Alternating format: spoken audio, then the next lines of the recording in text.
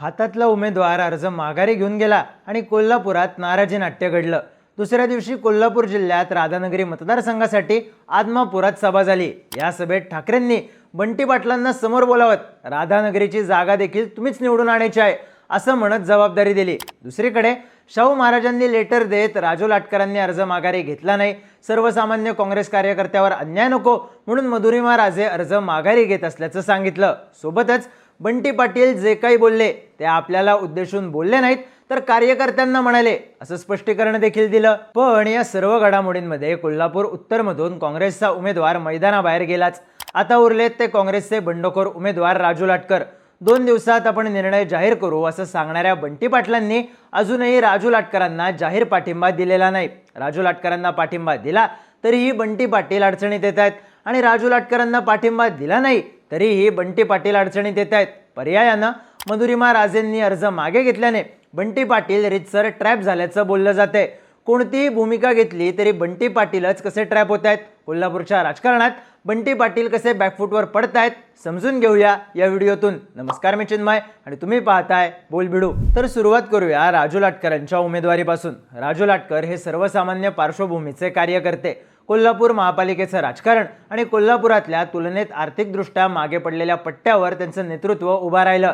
राजू लाटकरांची दुसरी गोष्ट म्हणजे ते बंटी पाटलांचे एकनिष्ठ कार्यकर्ते। आजवर बंटी पाटलांच्या विरोधात किंवा बंटी पाटलांना सोडून राजकारण राजू लाटकरांनी केलं नाही। पर्यायानं राजघराण्यातून जेव्हा उमेदवारीसाठी नकार देण्यात आला तेव्हा राजू लाटकरांच्या उमेदवारीवर शिक्कामोर्तब करण्यात आलं होतं। यामागे देखील बंटी पाटलांचाच पाठिंबा होता। मात्र पुन्हा राजघराण्यातून उमेदवारीचा आग्रह धरण्यात आला आणि लाटकरांचं तिकीट कट करून मधुरिमा राजेंना उमेदवारी देण्यात आली। आपल्याला गृहीत धरण्याच्या भावनेतून राजू लाटकर दुखावले आणि ते आपल्या उमेदवारीवर ठाम राहिले। आता झालंय असं की राजू लाटकर हेच एकमेव तुल्यबळ आणि बंटी पाटलांच्या जवळचे उमेदवार उत्तरेच्या मैदानात आहेत।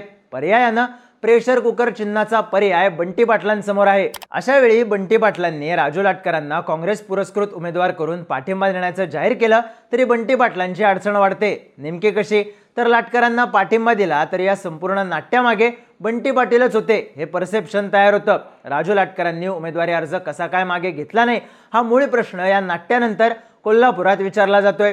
कुठंतरी बंटी पाटलांना राजघराण्यातला उमेदवार द्यायचाच नव्हता, पण सुरुवातीलाच लाटकरांना उमेदवारी दिली असती तर बंटी पाटलांनी राजघराण्याला डावलल्याचं नरेटिव्ह तयार झालं असतं, ज्याचा फटका उत्तरेच्या राजकारणात बंटी पाटलांना बसला असता। म्हणूनच लाटकरांना उमेदवारी अर्ज कायम ठेवायला लावून मधुरिमा राजेंना अर्ज माघारी घ्यायला लावल्याचं एक नरेटिव्ह कोल्हापूरमध्ये सेट होताना दिसतंय। अर्थात लाटकरांना पाठिंबा दिला तर या सगळ्या नाट्यात कुठेतरी बंटी पाटीलच होते आणि त्यांनाच आपल्या कार्यकर्त्याला पुढे आणायचं होतं हे परसेप्शन जनमतात तयार होतं। इथला स्थानिक मुद्दा म्हणजे लाटकर हे तुलनेनं निम्न समजल्या जाणाऱ्या वर्गाचं प्रतिनिधित्व करतात।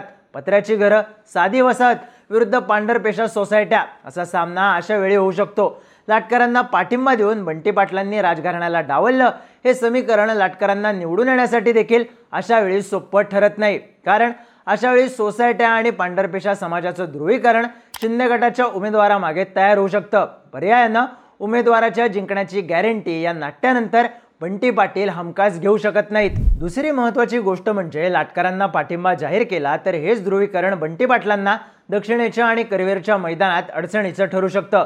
कोल्हापूर दक्षिणमध्ये बंटी पाटलांचे पुतणे ऋतुराज पाटील आणि अमल महाडिक असा सामना आहे, तर करवीरमध्ये राहुल पाटील आणि शिंदे गटाचे चंद्रदीप नरके असा सामना आहे। या दोन्ही सामन्यात उत्तरेतील पांढरपेशा राजघराण्याला मानणाऱ्या मतांचं ध्रुवीकरण होऊ शकतं। इथेच महापालिकेच्या राजकारणाचा महत्त्वाचा मुद्दा बंटी पाटलांसाठी अडचणीचा ठरू शकतो। महापालिकेच्या राजकारणात ताकद असणाऱ्या नगरसेवकांची एक विशिष्ट फौज प्रत्येक पक्षात आहे।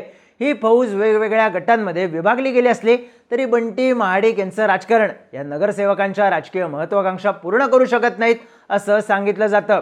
राजू लाटकर अशाच नगरसेवकांच्या फौजेचे भाग। पर्यायानं राजू लाटकर पुढे येत असतील आणि बंटी पाटलांनी त्यांना पाठिंबा दिला तर त्यांच्याच तुलनेचे इतर नगरसेवक बंटी पाटलांवर नाराज होताना दिसतात। आपल्यातलाच एक नगरसेवक उद्या आमदार होईल या राजकीय स्पर्धेच्या भीतीतून बंटी पाटलांच्या सोबत असणारी नगरसेवक मंडळी वेगळा निर्णय घेताना दिसू शकतात।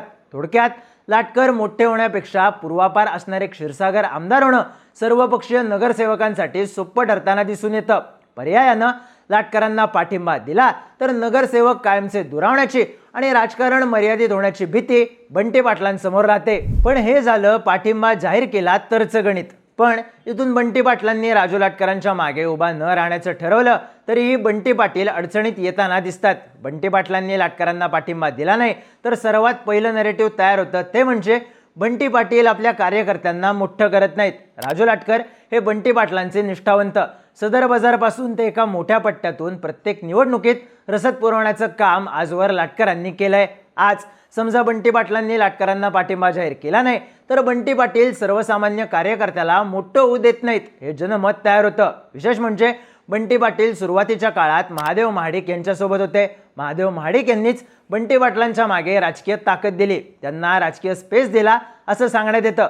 पुढे बंटी विरुद्ध महाडिक हा संघर्ष उफाळून आला आणि महादेव महाडिक यांचाच पराभव बंटी पाटलांनी केला.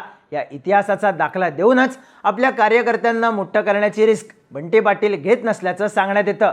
बंटी पाटलांनी दक्षिणेतून ऋतुराज पाटलांना गतटममध्ये आमदार केलं. आमदारकीसारखी मोठी पदं येतात तेव्हा ती पाटलांच्या घरात जातात. मात्र सक्षम असूनही कार्यकर्त्यांना डावललं जातं असं नेरेटिव्ह कोल्हापूरच्या राजकारणात बंटी पाटलांच्या विरोधात तयार होताना दिसतं, ज्याचा फटका बंटी पाटलांना कार्यकर्त्यांच्या पातळीवर बसू शकतो. बंटी पाटलांनी लाटकरांना पाठिंबा दिला नाही तर बंटींच्या विरोधात जाणारी दुसरी गोष्ट असेल ती पक्षांतर्गत राजकारणातली. राजू लाटकर हे नौके नाहीत, ते बंटी पाटलांचेच कार्यकर्ते. काँग्रेस पक्षानं सुरुवातीला त्यांनाच तिकीट जाहीर केलं होतं, पण बंटी पाटलांच्या आग्रहानेच मधुरिमा राजेंना तिकीट देण्यात आलं. अशावेळी लाटकरांनी माघार घेण्याची जबाबदारी पूर्णपणे बंटी पाटलांची होती. पण लाटकरांनी आपली उमेदवारी मागे घेतली नाही. बंटी पाटलांच्या होम ग्राउंडवर बंटी पाटलांचाच विश्वासू कार्यकर्ता बंटी पाटलांचं ऐकत नाही हे मत पक्षातल्या वरिष्ठांमध्ये तयार होताना दिसतं. अर्थात इथे राजू लाटकरांच्या मागे ठाण्याची रसद असल्याच्या चर्चा आहेत. कोणीतरी मागे असल्याशिवाय लाटकर गेम खेळणार नाहीत असं बोललं जातंय. मात्र असं असेल तर एकनाथ शिंदेंनी बंटी पाटलांना मैदानात उतरण्यापूर्वीच मैदान सोडायला लावलं असं म्हणता येतं. असो तर ज्या व्यक्तींचं नाव विश्वासू म्हणून बंटी पाटलांनी वरिष्ठांना कळवलं आणि ज्याच्यासाठी तिकीट आणलं त्याच व्यक्तीवर कंट्रोल ठेवण्यास न जमणं हा एक प्रकारे बंटी पाटलांसाठी पराभव असल्याचं बोललं जातंय.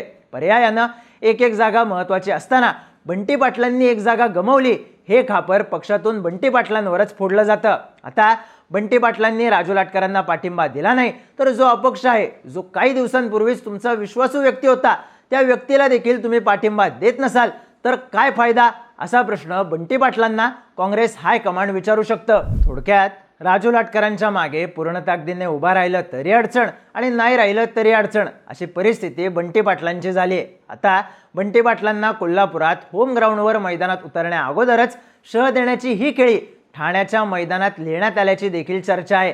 कोल्हापुरातल्या फक्त एका जागेवर नाही तर पक्षाच्या 3 आणि सहयोगी पक्षाच्या 2 अशा 5 जागांवर एकनाथ शिंदे लढतायत. पर्यायानं बंटी विरुद्ध एकनाथ शिंदेच्या सामन्यात बंटी पाटील पहिल्याच डावाला ट्रॅप झालेत असं म्हणता येतंय. या घडामोडींबद्दलच्या तुमच्या प्रतिक्रिया कमेंट करून सांगा आणि माहितीपूर्ण व्हिडिओज पाहण्यासाठी बोलबिडूच्या YouTube चॅनलला सबस्क्राईब करायला विसरू नका.